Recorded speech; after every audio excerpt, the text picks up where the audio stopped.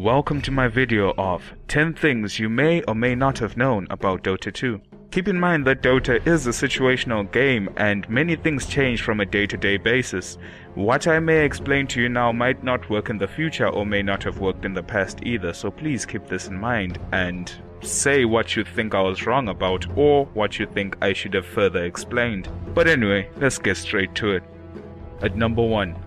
Did you know that during Phoenix's ultimate ability, the Supernova, Phoenix is actually considered to be dead, even in Dota mechanics, and therefore any auras you emit or any items you have that have active abilities cannot be used during the 6-second duration of the ultimate ability, but you are able to use items before the ultimate ability or after the ultimate ability.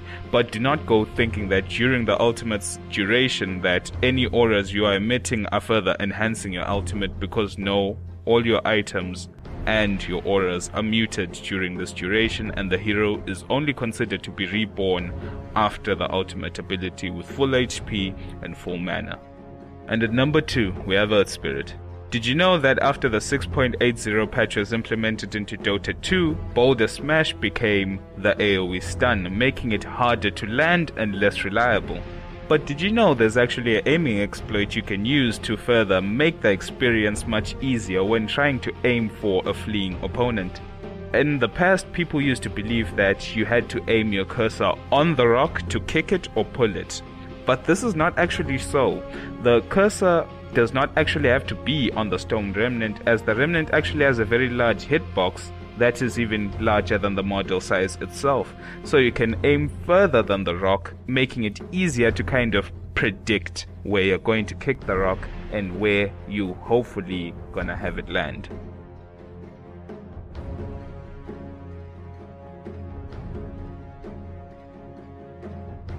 And at number 3, remember back in the day, maybe you had a group of illusions in one hot group and you're going to take Roshan. I can bet you felt amped up. But as soon as you right clicked Roshan, poof, they all went.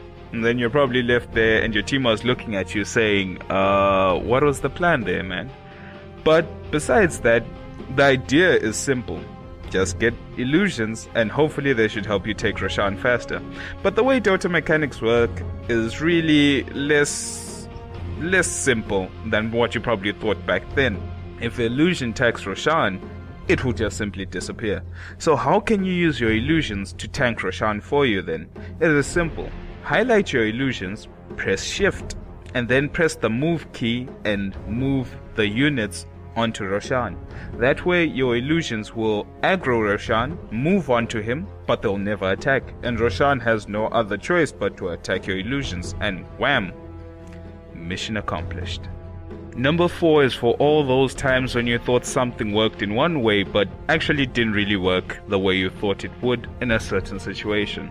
Dota 2 has this intricacy about it that some effects work differently on certain things as they do on other things, and such is the case with Witch Doctor's Stun and Crystal Maiden's Frostbite. There are other abilities out there, but these two are the most basic I can explain to you really. Frostbite at level 1 is a 1.5 second stun, well, not stun but freeze, and Witch Doctor's Cask can bounce 3 times at level 1, and whatever it bounces on, as the description is written, will be stunned for 1 second. But the game in the past never really showed you that these abilities actually have hidden effects against creeps. Frostbite is actually a 10-second freeze on a creep at level 1, and Cask will stun the creep. It will still bounce 3 times, but it will stun the creep for 5 seconds instead of 1 at level 1. So always just keep this in mind when you're playing the game. At number 5. Did you know that any illusions you create of yourself gain a percentage of your stats and attributes?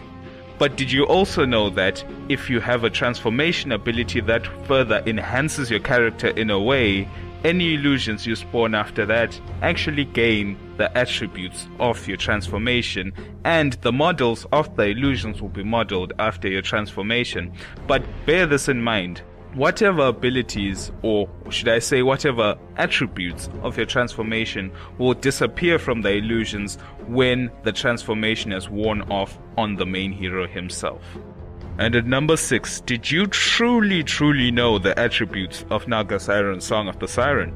That's the main question. But here's how it goes. Naga Siren's Song of the Siren is considered to be a sleep ability, and all units that have slept are invulnerable. They cannot be attacked in any way. You cannot move them out of position whatsoever. But another interesting flip side to Song of the Siren is that it doesn't affect BKB units.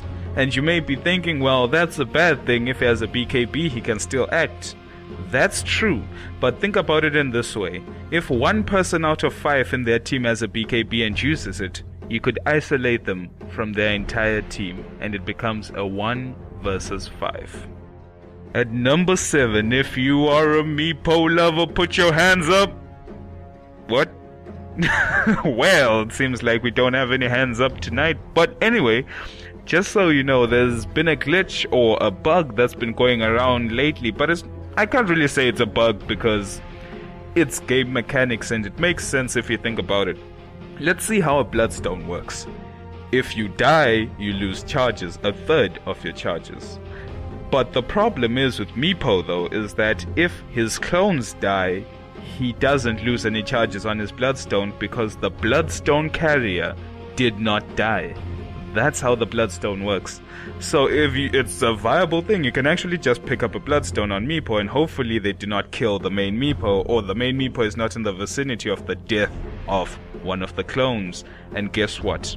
You will not lose a single Bloodstone charge. But the only benefits of having a Bloodstone is that the main Meopo will have excellent stats, but the other Meepos do not really benefit that much. So keep it in mind. It's a good item, but with some drawbacks. At number 8, did you know that the Faceless Void can never be chronoed? Not once, not ever. Save it for another time in the future. But be aware that none of your attributes, i.e. the increased movement speed or double damage on bash, is applied if Rubik steals and chronos you inside the chronosphere. As much as you may still be able to fight and move freely inside his chronosphere, your buffs do not occur. And reaching the magical number 9, did you know that after Stone Gaze was reworked, all units affected by the debuff and are turned into stone take all magical damage from Medusa as pure damage. But this only actually applies for Mystic Snake before you go jumping off your chair saying Medusa's overpowered. But the problem with this being is, even if you pick up a Dagon, it will not work. So just keep it in mind. Only Mystic Snake will be your pure damage, but it will do a buttload of damage if you get the number of bounces right as soon as they're affected by the debuff.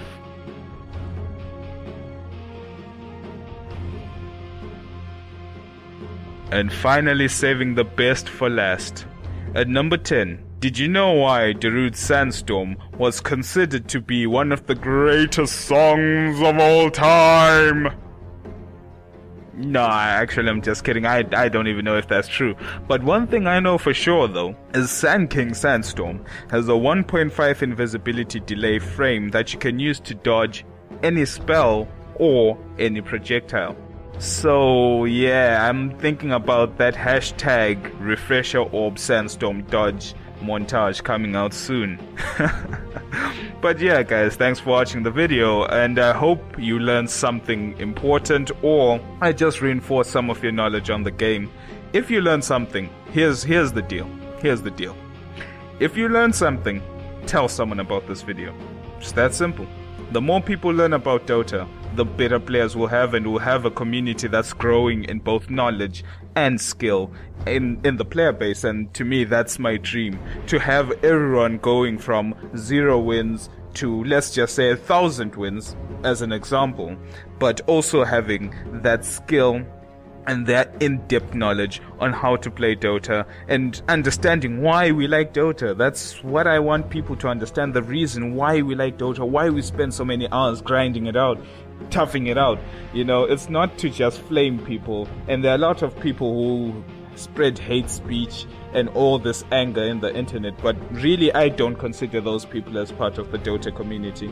I believe in that player who just starts the game up, plays the game to have fun, and of course to learn. But anyway, this is life and it's Dota 2, and I hope that one day we'll grow the community together and make it something special. See you next time, and thank you.